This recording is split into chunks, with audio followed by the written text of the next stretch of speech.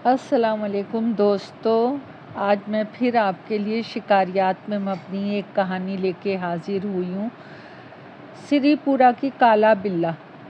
جولائی 1985 کا ذکر ہے۔ میں کانپور کے کاروبار کے سلسلے میں ڈھاکہ میں مقیم تھا۔ سلیٹ سے مجھے ایک پرانے دوست انور جلال کا خط موصول ہوا، جس میں اس نے بڑے اصرار سے مجھے سلیٹ آنے کی دعوت دی، اور انور جمال میرا بچپن کا دوست ہے۔ کلکتہ میں ہم سال تک ایک ساتھ کاروبار کرتے رہے۔ اس کے بعد میں تو پاکستان آ گیا، مگر وہ کلکتہ میں مقیم رہا۔ ڈھاکہ روانہ ہونے سے پہلے ایک دوست کی زبانی معلوم ہوا کہ انور جلال چائے کے کاروبار کے سلسلے میں شیونگ گیا ہوا ہے، اور غالباً کچھ دن بعد سلیٹ بھی جائے گا۔ میں نے اور انور جمال کے نام کلکتہ کے پتے پہ خط ارسال کیا، جس میں سے تاکید کی اگر میرا خط مل جائے تو مجھے ڈھاکہ کے پتے پہ خط لکھنا۔ مجھے ایک مہم سی امید تھی کہ اگر میرا خط کلکتہ سے ری ڈائریکٹ ہو کر انور جلال کو شیونگ کے پتے پہ پہنچ جائے گا تو مجھے ضرور خط لکھے گا، اور یہی ہوا۔ جولائی کی ایک گرم دوپہر کو مجھے انور جلال کا خط موصول ہوا، اور اسی رات 10 بجے کی ٹرین سے میں سلیٹ روانہ ہو گیا۔ دوسرے دن دوپہر کو سلیٹ کے ویران و خاموش اسٹیشن پہ انور جمال میرا استقبال کے لیے موجود تھا۔ سلیٹ ایک مختصر سا شہر ہے، جس کے وسط میں ایک دریا بہتا ہے۔ دریا کے ایک طرف ریلوے اسٹیشن اور تھوڑی سی آبادی ہے، دوسری طرف سلیٹ کا پرانا شہر آباد ہے۔ اسی علاقے میں انور جمال اپنے ایک دوست انیس الرحمن چودھری کے ہاں مقیم تھا۔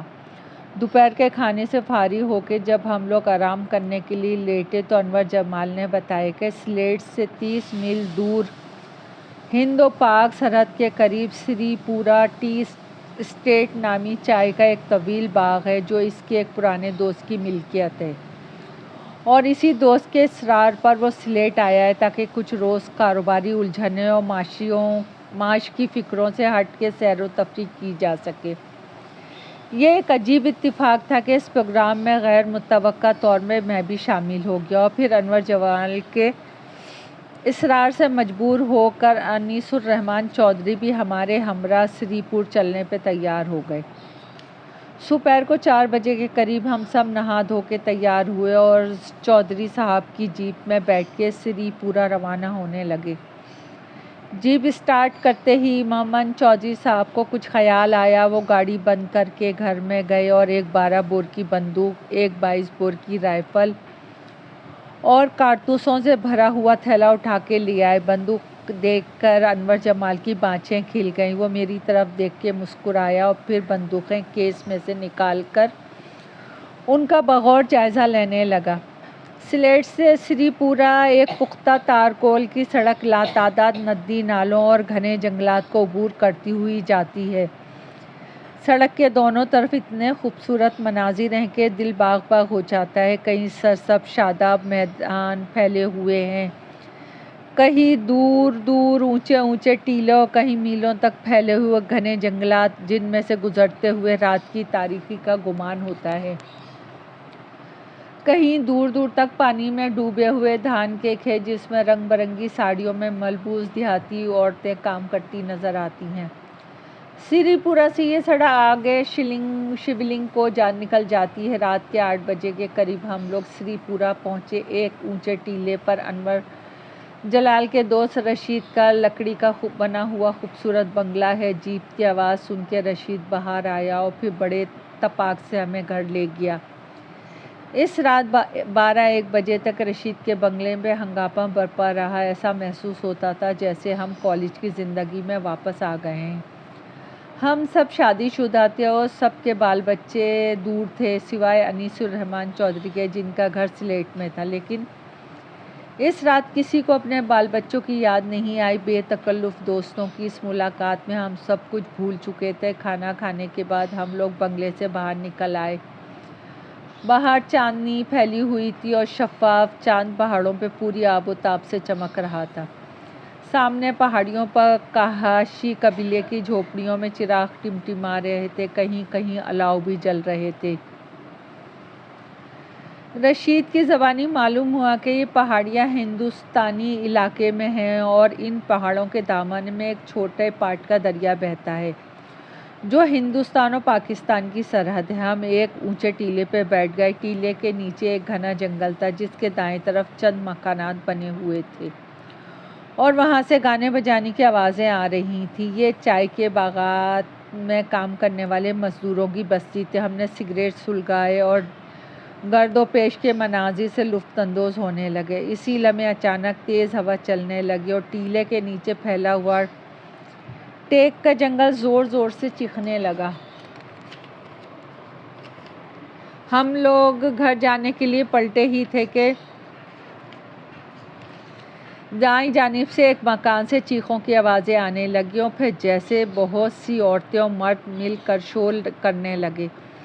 گانے بجانے کی آوازیں بند ہوئیں اور پھر مزدوروں کی پوری بستی میں ایک ہنگامہ سا برپا ہو گیا۔ ہم نے مستعرفانہ انداز میں رشید کی طرف دیکھا مگر وہ خود پریشان اور متعجب سا دکھائی دے رہا تھا۔ ارے انور، جمال نے کہا، چلو چل کے دیکھیں کیا بات ہے۔ رشید کچھ تذبذب کے عالم میں تھا، کہنے لگا، بنگلے پہ چل کے ملازم کو بھیجیں گے، معلوم ہو جائے گا۔ ہم لوگ تیز تیز قدموں سے بنگلے کی طرف چلنے لگے۔ ٹیلے سے نیچے اترتے ہی 50 گز کے فاصلے پہ مجھے کوئی سیاہ سی چیز تیزی سے حرکت کرتی ہوئی نظر آئی۔ ہمارے سامنے پہنچ کے درختوں کے جھنڈ میں وہ چند لمحوں کے لیے رکی اور پھر پچھلی ٹانگوں پہ کھڑی ہو گئی۔ نیم تاریکی میں ہم سب بغور اس کی جانب دیکھ رہے تھے۔ وہ سیاہ رنگ کا ایک قداور ریچھ تھا جس کے ہاتھ میں سفید کپڑے میں لپٹی ہوئی کوئی ایسی چیز تھی جو مسلسل حرکت کر رہی تھی۔ بستی سے شور و غل کی آوازیں آہستہ آہستہ قریب آ رہی تھیں۔ اچانک وہ چیز ریچھ کے ہاتھ سے چھوٹ کے زمین پہ گر گئی۔ پھر ایک انسانی بچے کی کمزور سی چیخ فضا میں گونجی۔ بیک وقت ہم سب کو یہ احساس ہوا کہ یہ ریچھ غالباً بستی سے کسی بچے کو اٹھا لایا ہے۔ ہم سب نے بغیر سوچے سمجھے شور مچانا شروع کر دیا۔ ریچھ نے چونک کے ہماری طرف دیکھا، چند قدم ہماری طرف بڑھائے بھی، لیکن ہماری چیخ و پکار سے گھبرا کے رک گیا۔ دوسری طرف گاؤں کو لوگوں کا ایک ہجوم شور مچاتا ہوا اسی پگڈنڈی پہ چلا آ رہا تھا۔ ریچھ چند لمحوں تک تذبذب کے عالم میں کھڑا رہا اور پھر تیزی سے پلٹا اور بچے کو زمین سے اٹھائے بغیر جنگل میں گھس گیا۔ ہم نے بھاگ کے بچے کو اٹھایا۔ وہ نیم غشی کے عالم میں تھا اور جسم پہ جگہ جگہ خراشوں سے خون بہہ رہا تھا۔ اس کا رنگ خوف کے مارے سفید ہو گیا تھا مگر حالت خطرے ناک نہیں تھی۔ چند لمحوں میں لاٹھیوں، ملبوں اور درانتیوں سے مسلح مزدوروں کا ایک ہجوم نے ہمیں گھیر لیا اور جب انہوں نے بچے کو ہمارے ہاتھوں میں دیکھا تو خوشی کے نعرے لگانے لگے۔ بچے کے باپ نے خون آلود بچے کو اپنے سینے سے لگایا اور پھوٹ پھوٹ کے رونے لگا۔ دوسری صبح ہم بچے کو دیکھنے کے لیے اس کے گھر گئے۔ وہ بستر پہ لیٹا ہوا کرا رہا تھا۔ گاؤں میں ایک ویدی جی اس کے جسم پہ مرہم لگا رہے تھے۔ بچے کی ماں اظہار تشکر کے طور پہ ہمارے قدموں میں بیٹھ گئی اور دعائیں دینے لگی۔ وید نے اطمینان کا اظہار کیا اور بتایا کہ بچے کا زخم زیادہ خطرناک نہیں ہے، چند دنوں میں بھر جائیں گے۔ ہمیں دیکھ کے گاؤں کے تمام لوگ جمع ہو گئے۔ بچے کے باپ نے بتایا کہ ریچھ 2-3 ماہ پہلے ہی ایک رات کاشی کی پہاڑیوں سے ایک بچہ اٹھا کے بھاگا تھا اور دوسرے دن ندی کے کنارے اس بچے کی خون آلود لاش پڑی ہوئی ملی، جسے دیکھ کر ایسا محسوس ہوتا ہے کہ ریچھ نے بچے کے جسم کا خون چاٹ چاٹ کر اور اس کے جسم کے مختلف حصوں کو چوس چوس کے پھینک دیا ہے۔ یہ لاش سرحد پار کے باسیوں کو دے دی گئی۔ کچھ مزدوروں نے بتایا کہ ریچھ ٹیلے کے سامنے والے جنگل میں کسی پہاڑی کھو میں رہتا ہے۔ جس علاقے کا انہوں نے بتایا تھا وہ علاقہ پاکستان کی سرحد میں تھا۔ گاؤں سے واپس آ کے ہم لوگ اس مسئلے پہ سوچ و بچار کرنے لگے۔ ہمارے پاس ایک بندوق 12 بور کی اور ایک رائفل 22 بور کی اور ایک ہارڈ شاٹ رشید کے پاس تھی اور اس کے علاوہ اس کے پاس ایک .33 کا پستول بھی تھا۔ فیصلہ یہ ہوا کہ جو ہو سو ہو، اس ریچھ کا شکار ضرور کھیلا جائے ورنہ سرحد کے دونوں طرف آباد لوگوں کے کمسن بچوں کی جانیں خطرے میں رہیں گی۔ دوپہر کے کھانے کے بعد ہم نے 2 تھرموسوں میں چائے بھری اور ایک تھیلے میں کچھ سینڈوچ اور ابلے ہوئے انڈے رکھ لیے اور اسلحہ لے کر باقاعدہ تیاری کے ساتھ ریچھ کی تلاش میں نکل کھڑے ہوئے۔ رشید نے پستول کمر سے باندھ لیا اور بھری ہوئی ہارنیٹ مجھے تھما دی۔ 12 بور کی بندوق چودھری صاحب نے لے لی اور 22 بور کی رائفل انور جلال نے لے لی۔ دن بھر ہم جنگل میں ادھر ادھر گھومتے رہے، کئی ندی نالوں کو عبور کیا، دلدلوں میں سے گزر کر ٹیلوں پہ چڑھے، غاروں میں پتھر پھینکے کہ شاید سویا ہوا ریچھ جھنجھلا اٹھے اور غار سے باہر نکل آئے۔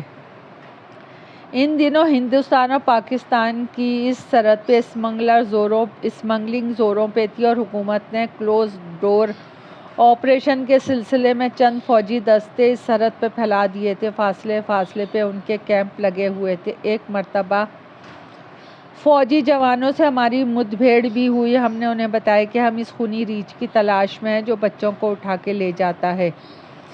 ایک پاکستانی جوان نے ہمیں دور کی پہاڑیوں کی طرف اشارہ کرتے ہوئے بتایا کہ اس نے کئی مرتبہ ایک کالے ریچھ کو اس طرف آتے جاتے دیکھا ہے، لیکن اس کی رائفل سنبھالنے سے پہلے وہ ہمیشہ چٹانوں کی اوٹ میں ہو جاتا ہے۔ اور شام کے قریب ہم نے ایک جگہ بیٹھ کے چائے پی، سینڈوچ کھائے، بہتی ندی کے شفاف پانی سے ہاتھ منہ دھویا، پھر تازہ دموں کے پہاڑوں کی طرف بڑھ گئے۔ سورج ڈوب چکا تھا مگر آسمان پہ اس کی مدھم سی روشنی ابھی باقی تھی۔ خاشی کے پہاڑوں پہ چراغ جل اٹھے تھے اور فضا میں رات کی سیاہی رفتہ رفتہ تحلیل ہو رہی تھی۔ نیچے جنگل خاموش تھا اور پرندے اپنے گھروں کو لوٹ رہے تھے۔ ہم نے ایک چٹان پہ کھڑے ہو کے ارد گرد پھیلی ہوئی پہاڑیوں کا جائزہ لیا۔ پاکستانی جوان نے جس طرف اشارہ کر کے ہمیں ریچھ کی کمین گاہ کا بتایا تھا وہ جگہ یہی تھی۔ چودھری نے مشورہ دیا کہ ہم چاروں مختلف ٹیلوں پر ایک دوسرے سے لگ بھگ 1 فرلانگ کے فاصلے پہ جا کے بیٹھنے کی جگہ بنائیں اور فائر کی سم متعین کر لیں تاکہ اپنے ساتھی زرد میں نہ آ جائیں۔ یہ تجویز سب کو پسند آئی۔ مکمل اندھیرا ہونے سے پہلے ہم نے محفوظ مقامات تلاش کر لیے اور سفید رومال لہرا کے ساتھیوں کے اڈوں کو بغور دیکھ لیا۔ میں نے جس مقام پہ پناہ لی تھی وہ ایک جھکی چٹان کے نیچے ایک کٹا ہوا تنا تھا۔ کسی نے آری سے وہ درخت اس طرح کاٹا کہ وہاں بیٹھنے کی ایک انتہائی آرام دہ سیٹ سی بن گئی تھی جس پر جھکی ہوئی چٹان چھتری کی طرح پھیلی ہوئی تھی۔ سامنے مختلف پہاڑی کٹاؤ تھے۔ دائیں طرف بالکل 90 کے زاویے پہ انور جلال 22 بور کی رائفل لیے بیٹھا تھا۔ پیچھے چٹان سے لگ بھگ 200 گز کے فاصلے پر رشید ایک پتھر کی آڑ لیے ہوئے بیٹھا تھا اور بائیں طرف 35 کے زاویے پہ ایک اونچے درخت کے 2 شاخوں کے درمیان انیس الرحمن چودھری 12 بور کی بندوق تھامے بیٹھا تھا۔ آہستہ آہستہ رات بوجھل ہوتی گئی۔ خاشی کی پہاڑیوں پہ چراغ یک کے بعد دیگرے بجھ گئے۔ میں نے سگریٹ سلگانے کے لیے جیب سے پیکٹ اور لائٹر نکالا اور سگریٹ ہونٹوں سے لگا کے لائٹر جلانے ہی والا تھا کہ چٹان کے پیچھے سے رشید کے پستول کی فائر آواز آئی۔ میں نے سگریٹ پھینک دیا اور لپک کے ہارنیٹ اٹھا لی۔ دور سے کسی جانور کے غرانے کی آواز آئی اور پھر خشک پتے زور زور سے کھڑکھڑانے لگے۔ دھپ دھپ دھپ کرتے ہوئے قدموں کی آواز قریب آتی گئی۔ انجانے خوف کی ایک لہر میرے جسم میں دوڑ گئی اور میں تنے سے اٹھ کر کھڑا ہو گیا۔ اچانک میری بائیں طرف سے 12 بور کی رائفل گرجی اور پھر ایک بھاری بھرکم جسم چٹان پر سے میرے اوپر آ گرا۔ ایک لمحے کے لیے میرے حواس باختہ ہو گئے۔ میں گھٹنوں کے بل نیچے گرا، دونوں گھٹنے زور سے زمین سے ٹکرائے، لیکن رائفل پر میری گرفت مضبوط ہو گئی تھی۔ بھاری بھرکم جسم تنے کے آگے پڑا ہوا تھا، پھر وہ تیزی سے پلٹ کے اٹھا اور میرے سامنے بھاگنے لگا۔ میں نے سر اٹھا کے دیکھا تو وہی ریچھ تھا۔ اس کے چلنے میں کوئی لرزش نہیں تھی۔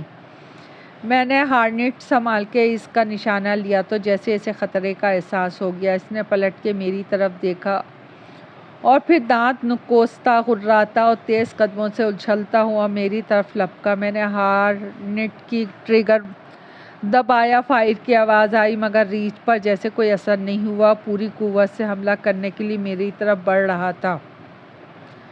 مجھے محسوس ہوا میرے ہاتھ کانپ رہے۔ میں نے نشانہ لے کے پھر ٹریگر دبایا، دوسرا فائر ہوا۔ ریچھ نے زور سے ایک چیخ ماری، پچھلے قدموں پہ اچھلا اور الٹ کے نیچے گر گیا۔ میرے ہاتھ بدستور کانپ رہے تھے۔ میں نے ٹریگر والے ہاتھ کو ہٹا کر بازو کو ایک جھٹکا دیا۔ ریچھ اٹھنے کی کوشش کر رہا تھا۔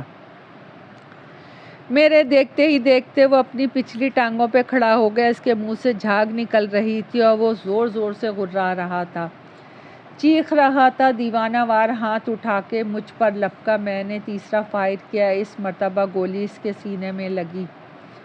چند لمحوں تک وہ کھڑا جھومتا رہا اور پھر دھپ سے زمین پہ گر گیا۔ نیم غشی کے عالم میں کافی دیر تک کھڑا اس کی بے جان لاش کو گھورتا رہا۔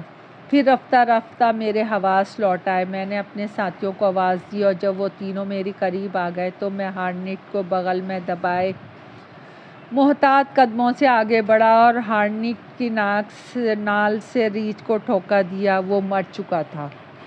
دوستو، کہانی پسند آئے تو لائک اور سبسکرائب کیجیے گا۔ آپ کی دعاؤں کی طلبگار۔